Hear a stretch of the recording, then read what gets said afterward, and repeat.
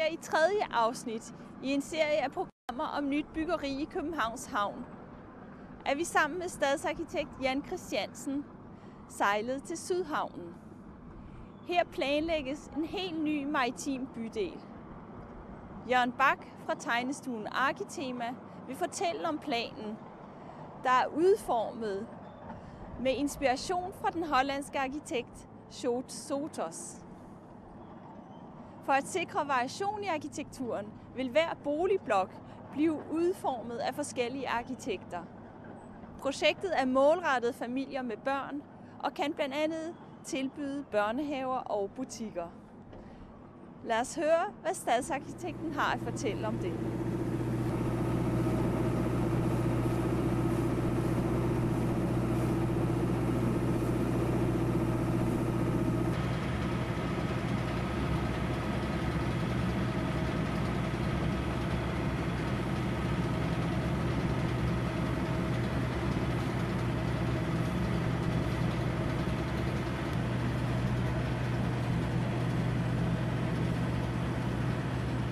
Nu står vi nede i Teglværkshavnen. Der er nye planer med boliger, blandede boliger og erhverv. Kan du fortælle lidt om det? Ja, her arbejder vi med en anden hollænder, en arkitekt fra Amsterdam, der hedder Job Sotos, som er i gang, som har været konsulent på en meget stor plan om det område her, hvor vi helt nede fra Teglværkshavnen her op til Fisketorvet planlægger at bygge en 4.000-5.000 boliger med skoler og institutioner og alt, hvad der hører sig til. Altså en helt ny bydel i et gammelt erhvervsområde. Der er stadigvæk enkelte erhverv tilbage her. Der er Aalborg Portland, som forsvinder i løbet af et år eller to, og så er vi i gang med nu meget tæt at projektere den kommende by her, som er en decideret kanalby, altså næsten venetiansk, hvor de enkelte boliger ligger helt nede på selve vandfladen, eller i hvert fald med adgang direkte ud til vandfladen. Så det er altså boliger, der ligger på øer med kanaler rundt om sig. Så jeg tror, at hver eneste bolig her får et forhold til vandfladen. Enten direkte udsyn over store vandflader, eller kigge ned til forskellige kanalområder. Så man arbejder med boliger fra 7 etager ned til 4 etager og til 3 etager, og så bliver det sådan dobbelthøje boligrum og smalle boliger og store og små boliger, men overvejende store boliger til familier, men en helt anden form for bydannelse, der ligger på selve vandet. Der er dels de hollandske, som bliver udformet som karréer, og så har tegnestuen Vandkunsten vundet en konkurrence om en boligø, som skal ligge her bagved, og som er en ø, der næsten har karakter af Helgoland, blot i 4 etager med boliger på sådan søjler ned i vandet, hvor man også har et meget tæt forhold til selve vandfladen. Det er altså som sagt et projekt, som kører lige i øjeblikket ved at blive projekteret, og vi regner med at starte byggepladsen lige efter, altså en gang i løbet af 2004. Og så er de første boliger færdige i 2005-2006 med den følge, at det bliver en helt ny bydel, fordi der er en del erhverv herude i øjeblikket. Man har allerede bygget, der i 80'erne, der byggede man de der nye bolighuse til Nokia og Ericsson og Daimler-Benz, altså al den der nye teknologi. Alle sammen huse, der ligger vinkelret på selve vandfladen, så byen herude har en meget klar overgang til Frederiksholm, som ligger over bagved. Så vi får altså en samlet bydel her i den sydlige del af København, som vi ikke har haft før, fordi det har været sådan lidt dystre erhvervsområder tidligere. Men nu indtager vi vandfladen, og nu håber vi, at der kommer et helt andet liv hernede, og en meget attraktiv bydel for de mennesker, der skal bo her. Hvem står for udgravningen af kanalerne, og hvordan planlægger man, hvilke familier, der skal bo her, og hvorfor vil man lige have, at det skal være familier, der skal bo her? Altså, vi har det problem i København, at de fleste af vores boliger, i hvert fald næsten halvdelen af vores boliger, de er fra 2 værelser og ned efter. Vi trænger til familieboliger i byen. Der er en meget stor efterspørgsel efter at blive boende i byen, selvom man er færdig med sin uddannelse for familie og børn, så vil man gerne blive boende i København. Så vi prøver nu at skabe blandt andet hernede nogle meget attraktive områder for familier, og så får det altså den særlige karakteristika, at det ligger på vandet. Så det er det, vi gerne vil sætte i gang her. Der er lavet et selskab på tværs af offentlige og private med Københavns Havn og Københavns Kommune. Forskellige investorer og bygherrer er gået ind og skaber det her område i fællesskab. Det bliver også typisk et område, hvor forskellige boligselskaber skal være med, så vi altså får de her blandede boligformer af både ejerboliger og lejerboliger og almene boliger. Så det forhåbentlig bliver en fuldstændig helstøbt bydel, når vi er færdige her engang. Og det bliver vi ikke før Altså de første boliger vil være færdige i 2005-2006, og så fortsætter planen successivt de næste 5-10 år.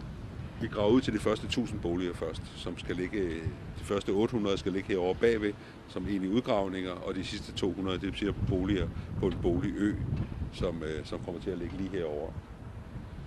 Det ser ud som et meget spændende projekt. Bliver der grønne områder og maritimt miljø? Altså, der bliver en grøn kile, der går helt op fra Sydhavnsgade og ned til selve havnen. Det bliver den grønne islet af park. Men ellers bliver det mere sådan et maritimt område, hvor, de grønne områder, eller rettere friarealerne, det bliver promenader rundt langs husene. Og så er der altså huse, hvor der ikke er promenader, der står direkte ned i selve vandet. Det er de kanaler, der går på tværs ind her. Den kanaler, der løber på langs her, bliver en meget bred promenade, hvor der også bliver forhåbentlig restauranter og klubhuse. Og endelig så planlægger vi også en lille badestrand hernede for enden ud til selve havneløbet. Så man får næsten alle byens kvaliteter samlet på et sted.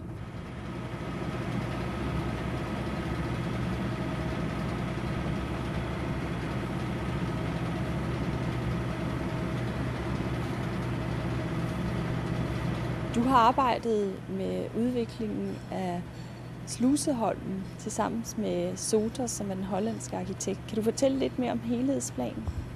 Og Sotos er hyret af Københavns Havn og Københavns Kommune til at udvikle det store boligområde ved Sluseholmen. Sotos har udviklet lignende områder i Amsterdam med stor succes, og det har derfor været Københavns Kommune og havnens vision at trække en kendt udlandsk arkitekt til landet, få hans input til, hvordan man kunne skabe en lignende succes i Sydhavnen.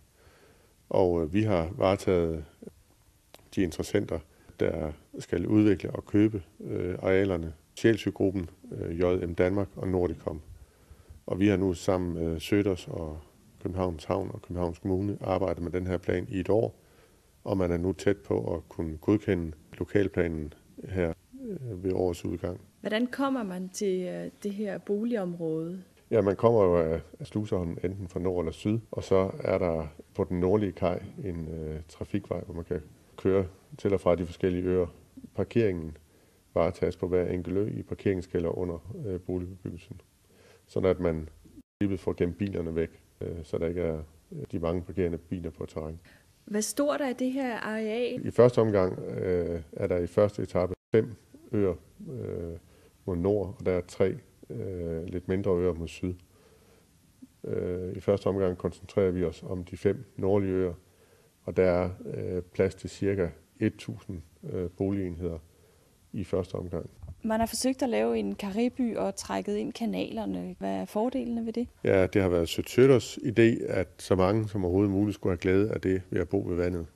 Så derfor har han fliget arealet, den store grund op med nogle kanaler, og danner derved nogle øer, selvstændige øer, som er forbundet med broer.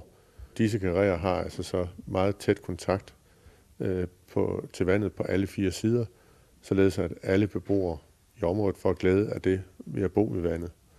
Derudover har Sotos besøgt København og synes, at det er karakteristisk, at København er delt op i karréer, og derved skaber beskyttende gårdrum for vind og vejr.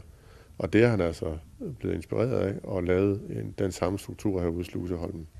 Der bliver forskellige boligformer. Ja, det har været Københavns Kommunes og havnens vision, at så mange som overhovedet muligt får mulighed for at komme herud og bo tæt på vandet. Og derfor har man fra starten haft et krav, at der skal være alle boligformer. Det vil sige almene boliger, lejeboliger, andelsboliger, ejerboliger. Og lige nu ser det ud til, at der kommer boliger i alle prisniveauer, således at alle skulle kunne være med her. Boligerne er i gennemsnit 95 kvadratmeter. Der er boliger, der er op til 130 kvadratmeter, og der er meget ganske små lejligheder på indtil 70 kvadratmeter cirka. Så der er et vældig stort spænd i størrelsen på bolig. Og det er jo igen for at imødekomme de forskellige samfundsgrupper ønsker til boligstørrelser. Hvordan har man prøvet at skabe et miljø, så der kommer flere mennesker i havnen? Der er jo mulighed for, at man på Nordkaj bevæger sig af promenaden og kan gå fra den ene ø til den anden. Og der er langs promenaden en række oplevelser, i og med, at man har vandtrapper og små plateauer, der bringer folk tæt ned på vandoverfladen. I de små kanaler, som er nord-sydgående, har beboerne i kanalhusene meget tæt adgang til vandet og har mulighed for at have en lille kajak eller kano liggende, som de kan benytte direkte fra deres bolig. På Sydkanalen, som er forbeholdt gående trafik, kan man entrere via små broer fra den ene ø til den anden, både i nord-syd gående retning og øst-vest gående retning. Og her er der ligeledes mulighed for, at man har vandtrapper, der bringer en tæt på vandoverfladen, og man kan benytte små både og robåde. Alle kanalerne er jo Københavns Havn, og vandfladen tilhører som sådan Københavns Havn. Og det er dem, der opsætter reglerne for, hvad man må på disse vandflader. Når man bor i et kanalhus, har man selvfølgelig direkte adgang til kanalen og får mulighed for at have en lille ponton liggende på vandfladen, hvor man kan have sin kajak eller lille motorbåd liggende. Men ellers er det jo meningen, at alle i princippet skal kunne sejle ind i disse kanaler, kajakroer og små motorbåde. Så alle mennesker har mulighed for at opleve det unikke miljø, der kommer på Slusholmen. Bliver der butikker og daginstitutioner og kulturinstitutioner? Man har åbnet mulighed for, at man i stueetagen, hjørnerne af alle karriererne, har mulighed for at indrette publikumsorienterede erhverv, det vil sige caféer, frisører osv. Og Københavns Kommune har planer om at opføre en daginstitution i en af de nordlige øer. Og i de sydlige øer er der planlagt, at der skal være en mindre dagligvarebutik, der kan servicere de mange områder. Hvordan prøver man at skabe variation i den her bebyggelse, både arkitektonisk og miljømæssigt? Det har været Sødt idé fra starten af, at der skulle være så stor diversitet, forskellighed i arkitekturen som muligt. Der er en idé om, at de enkelte karrierer består af huse. Samme billede, som man kender fra det indre København, hvor borgerhusene ligger skulder ved skulder og er forskellige i deres arkitektoniske udtryk. Et hus er defineret ved de boliger, der ligger omkring et trapperum og en elevator.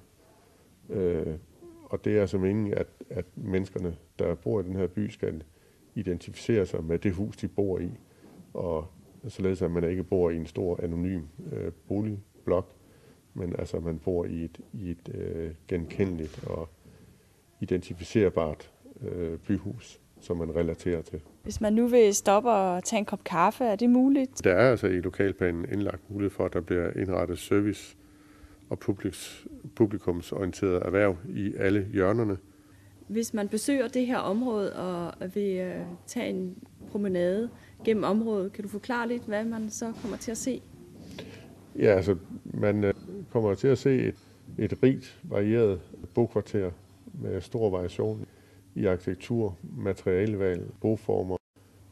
Og man kommer jo til at se, i hvert fald for København, et helt unikt boområde med et stort liv tæt på vandet. Når man kommer gående langs nordkajen af promenaden, ja, så håber jeg da, at man vil opleve området som et rart og venligt sted at være.